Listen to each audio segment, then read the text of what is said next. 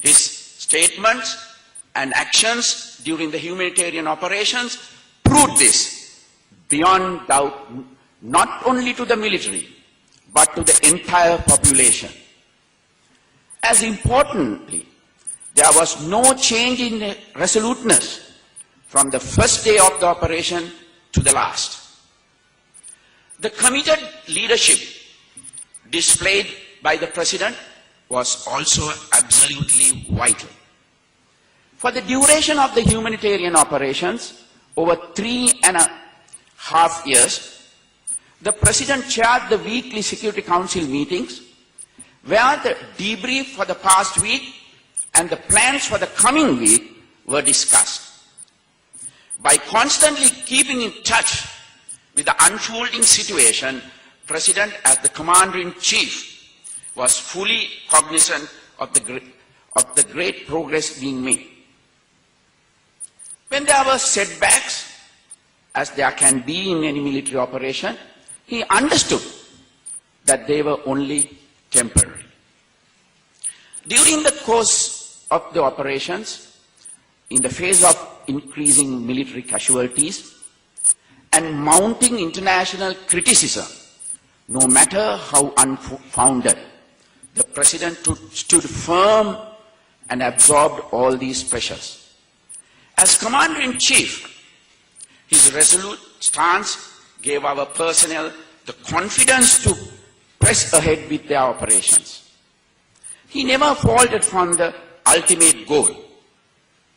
The President also reacted very promptly in crisis situations. When the LTT's Claymore mine attack on a bus killed close to 70 innocent civilians at Kabithigolava, a village in the north-central province, very close to LTT-dominated territory, he went to the scene immediately. Though the situation was tense, he visited the mortuary, spoke to the bereaved as well as the other people in the affected area. He immediately instructed the local commander to strengthen the villagers to prevent further LTT atrocities.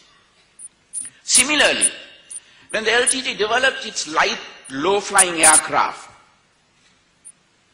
that threatened vital installations as well as civilians in Colombo during night raids, the President personally supervised the rehearsals of new air defense system that was installed at Katunayake Air Base to counter this threat.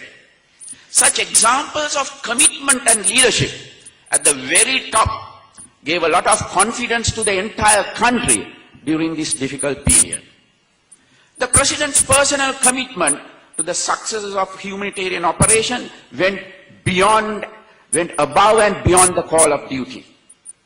In the east, when the LTT-dominated town of Wakare was liberated, he went to the town, congratulated our troops, even though the east had not been completely cleared. He also visited the key town of Kilinochi, which was LTT's stronghold in the north, as soon as it was liberated. This was a landmark victory during the course of the war, and although the northern operation was still in progress, the President went there to speak to the troops. Such acts gave our military personnel every encouragement as well as the confidence to press ahead and see the humanitarian operations through to its conclusion. There were many key factors that led to the success of the humanitarian operations. Perhaps the most important and critical factor was the President's decision to expand the armed forces. One of the first things we realized when we studied the previous military campaigns was that the Sri Lankan military always superior to the LTTE. Our talented commanders and dedicated personnel most often succeeded in their encounters with the enemy. Specialized regiments such as the Special Forces and the Commandos had developed a very high level of skill and professionalism over the years and were more than capable of defeating the LTT in a single battle.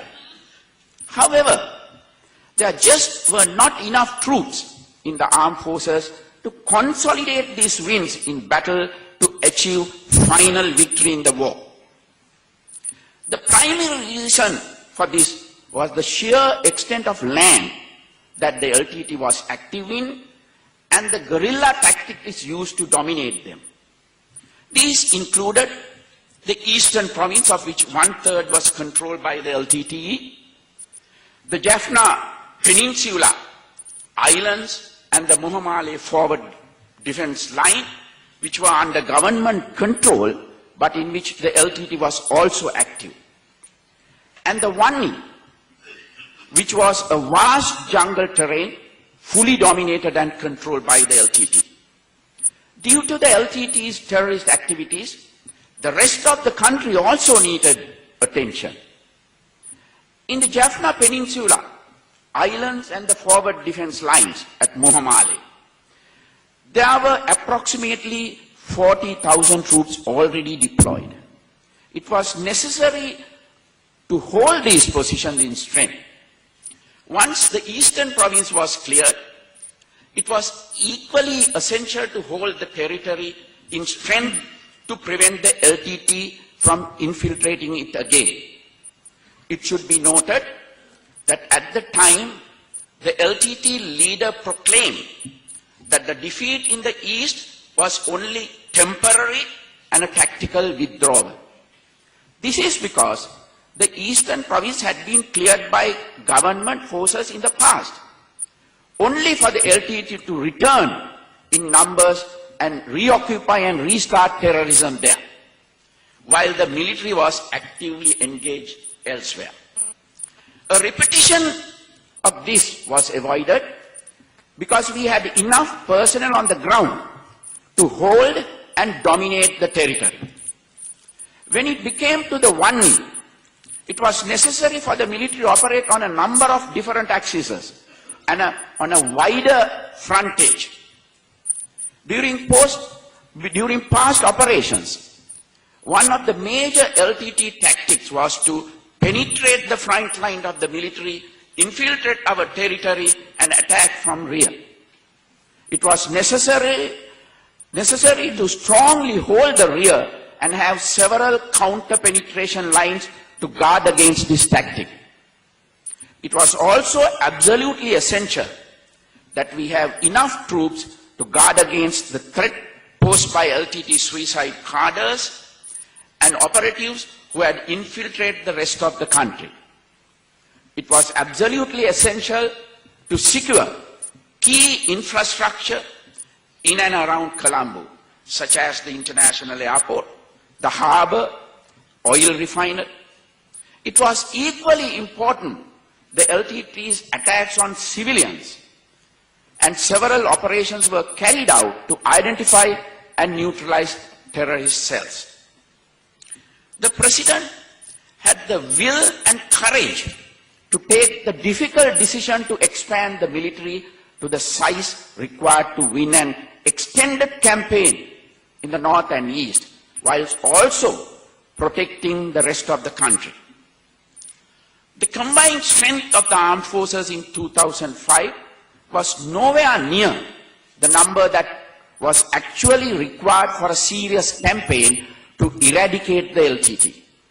This fact was understood by the President, and the decision was made to expand the strength of the military. By projecting its intentions very clearly to the public, the government encouraged a lot of young people to step forward and join the armed forces. They did so because they understood that the political leadership had both the clear aim of eradicating terrorism and the will necessary to achieve it. Between the end of 2005 and the end of 2009, the Army's 9 divisions were increased to 20 divisions. Its 44 brigades expanded to 71, and its 149 battalions increased to 284. This was a large but essential expansion that increased the number of Army personnel from 120,000 to 220,000 by the end of the humanitarian operations. The Navy and the Air Force were also expanded significantly, and they were also given tasks beyond their classic role. Many of the personnel were entrusted with holding ground, even in jungles, and also given the responsibility of securing main supply routes. These measures were essential to safeguard peace in the rest of the country and ensure that operations could be adequately supported to proceed uninterrupted. In past years, whenever a military operation was being carried out successfully, the LTT would seek to distract the military by attacking innocent civilians in non-combat areas, particularly through their perfecting of the suicide bombing tactic.